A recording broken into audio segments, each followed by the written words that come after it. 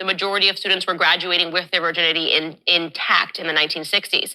After they placed in sex ed and they sort of started telling children, oh, everybody's doing it, kids started just doing it. And now the majority of kids graduate school without their virginity.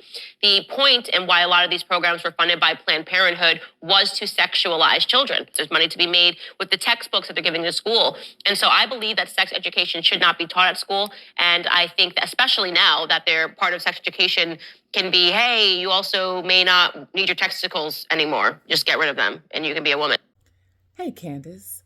Thanks for that video. Really, really interesting perspective that you decided to share there about why you believe sex education should not be taught in schools. But let me help shed some light on how research is conducted, in case you're not aware. If research was conducted in a way where they gathered students to ask them about their virginities, you can damn well be sure that children were probably not answering accurately. Sex is considered different across the board. There are some students or people, or human beings who would believe that masturbation isn't sex. There are some who believe that if you had anal sex, that's not considered sex and your virginity is still intact. We're talking about 1960s, 1970s here. There were children who were being married off at age 13, age 14, depending on when their menstrual cycle started. They were being married off pretty early. They were having children pretty early. Think about it. Our great-grandparents were having 7, 8, 9, 10, 11, 12, 13, 14 children. As a matter of fact, cases like this are still happening globally. We call it child marriage now, okay? So that information cannot be accurate. The population has been growing, ever increasing since the dawn of time. Right now, we're about 8 billion people on the planet. What used to be 7.4, 7.5 billion people on the planet.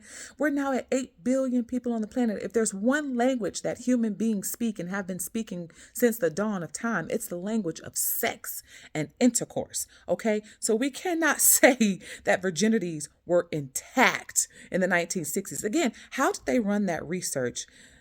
What were they doing virginity tests on women and young men? And were they taking them to the hospital and seeing that their virginities were intact? Again, that research is implausible unless we know how the research and the methods were carried out.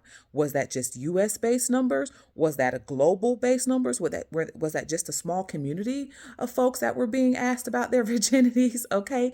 So people who were probably responding to survey questions, if this was survey based research, again, we're probably not revealing anything because they didn't want to be considered a sin. They were afraid they were going to go to hell if they revealed the truth. And lastly, you mentioned another reason why you don't believe sex ed should be taught in schools is because now we're introducing books that say you can cut off your genitals and become a woman.